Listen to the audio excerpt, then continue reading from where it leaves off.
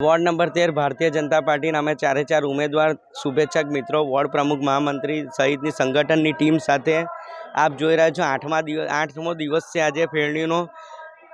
વિવિધ વિસ્તારોમાં જઈને લોકોના સંપર્ક કરી રહ્યા છે, લોકો આશીર્વાદ આપી રહ્યા છે અને આશ્વાસન આપે છે કે આ વખતે વોર્ડ નંબર 13માં પરિવર્તન નિશ્ચિત છે। ભારતીય જનતા પાર્ટીના ચારે ચાર કમળ ખીલવાના છે અને કોંગ્રેસ મુક્ત આ વોર્ડ થવાનો છે। એ સ્પષ્ટપણે આપ જેમ જેમ લોકોનો સંપર્ક કરીએ એમ પ્રમાણે સ્પષ્ટ થતું જાય છે।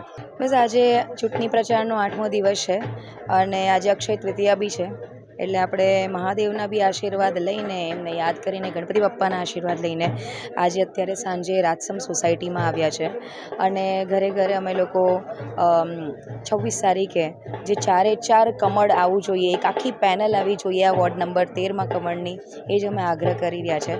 લોકો અમારી સાથે જોડાય છે અને વોર્ડ નંબરની પૂરી ટીમ, સંગઠનની ટીમ, પ્રમુખ, ઉપપ્રમુખ, મંત્રી, વોર્ડની પૂરી ટીમ જે અમારો પરિવાર ગણાય છે એ અમારી સાથે જોડાઈ રહ્યું છે અને વિસ્તારના લોકોનો પણ સારો એવો સપોર્ટ મળી રહ્યો છે।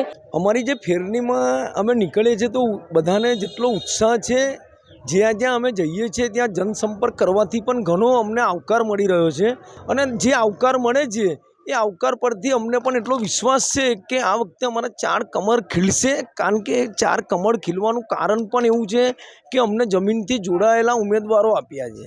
શૈલેન્દ્રસિંહ છે, હું અનુભવી છું, ગોપાલભાઈ ગોહિલ, નિધિ પટેલ છે, પરિવારમાંથી આવે છે, અને ઉમેશ મકવાણા જે અમારા સંગઠનમાંથી છે, એમના વાઇફ છે।